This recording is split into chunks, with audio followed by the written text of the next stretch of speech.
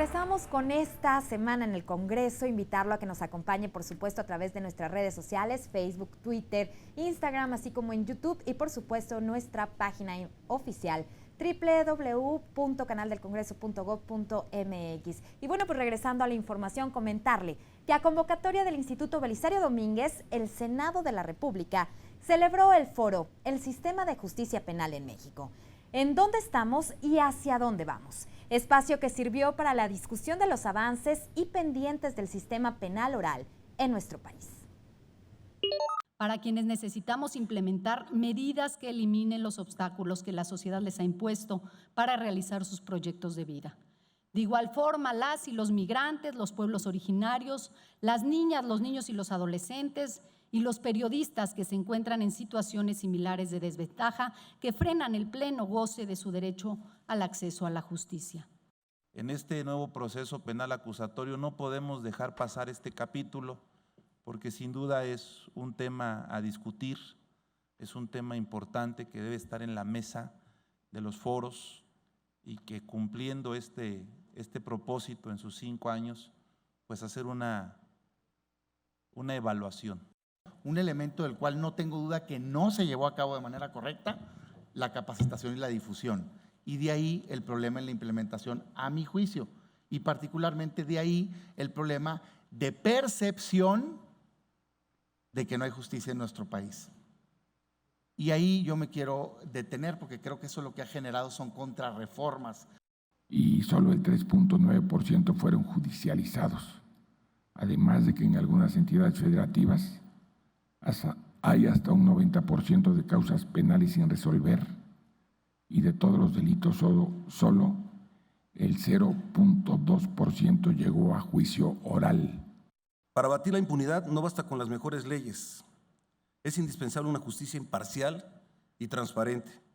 Y así también, cuando hablamos de recomponer el tejido social, exige un sistema de resolución de conflictos cercano y accesible. Se trata de que nadie, ni el más fuerte, pueda actuar de forma arbitraria.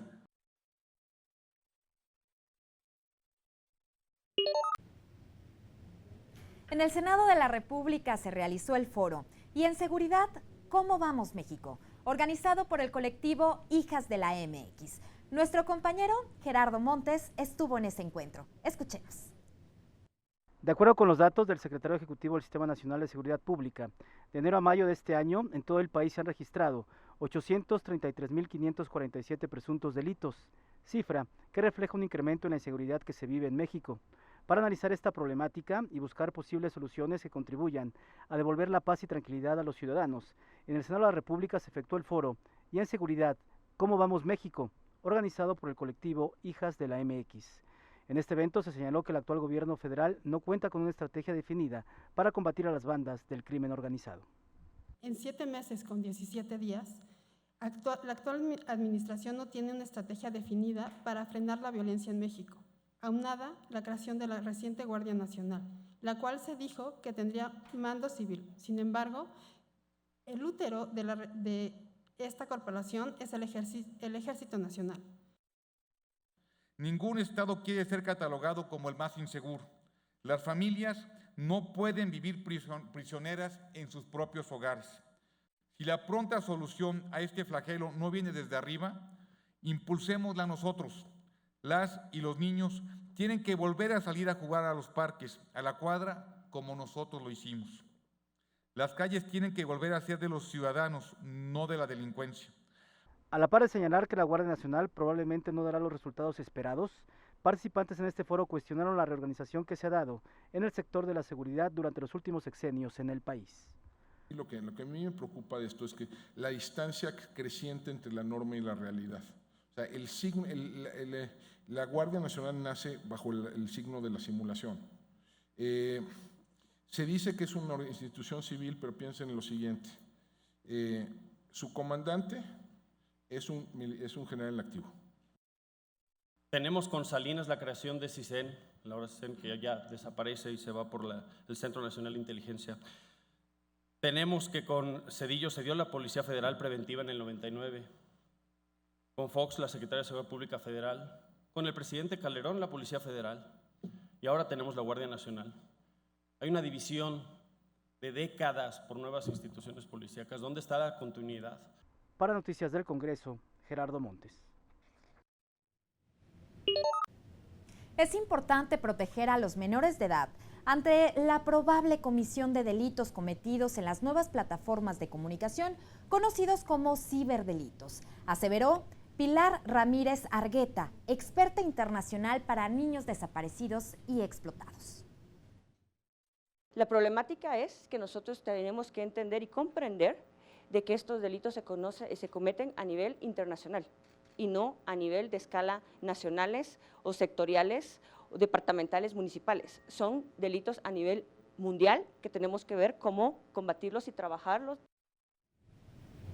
Lo anterior en el marco del taller realizado en el Palacio Legislativo de San Lázaro sobre delitos cibernéticos en contra de la niñez y de la adolescencia, donde se habló de la necesidad de informar sobre este tipo de prácticas, además de que como padres resulta necesario conocer las plataformas que utilizan los jóvenes y adolescentes. Que nuestras legislaciones y las políticas públicas de los gobiernos estén preparadas o se estén actualizando para hacer este tipo de investigaciones.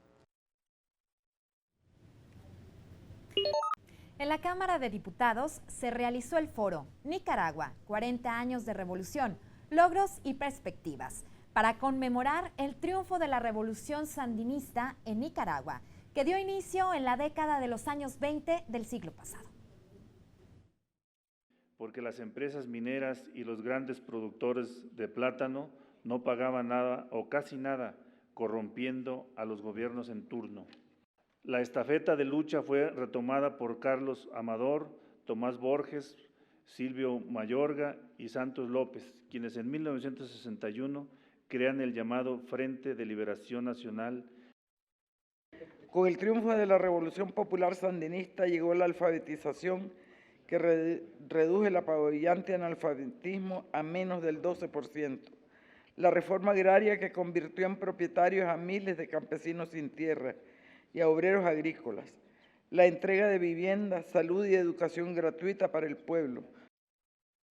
A 40 años de aquella gesta, sabemos que el imperialismo norteamericano sigue en su propósito de destruirla. A partir de 2007, en su regreso al poder, el sandinismo, con el compañero Daniel Ortega a la cabeza, logró reducir el 50% del número absoluto de personas subalimentadas del país. México puede jugar un papel fundamental en la recuperación de este ciclo progresista para que nuevamente, junto con Cuba, con Nicaragua, con México y otros países, podamos relanzar a las fuerzas progresistas democráticas y de izquierda, siguiendo el ejemplo del general de Hombres Libres.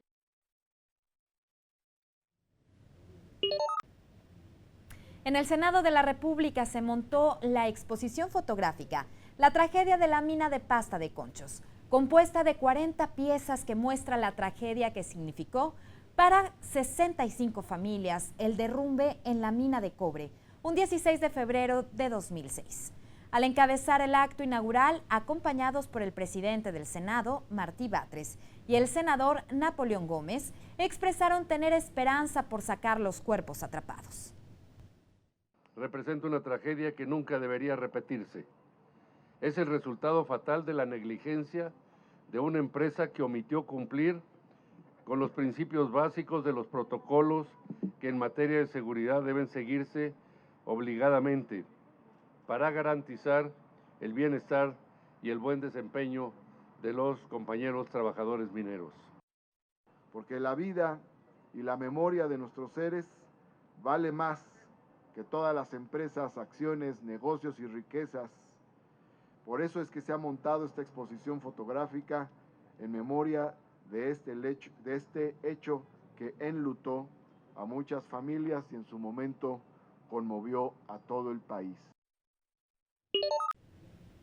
En otros temas, en la Cámara de Diputados se inauguró el primer congreso denominado México hacia la Luna, en el que académicos y especialistas analizaron el estado actual del retorno a la Luna, aspectos de derecho espacial y los beneficios sociales para México derivados de la tecnología e investigación del espacio.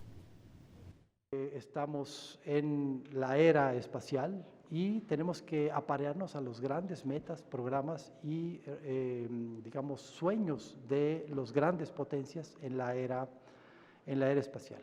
La colonización de la Luna ya no es nada más ir a poner la bandera, es colonizar Luna, colonizar Marte. El gobierno no puede solo. Estamos hablando, también ya lo mencionó el doctor, de la inteligencia artificial, del Internet de las cosas.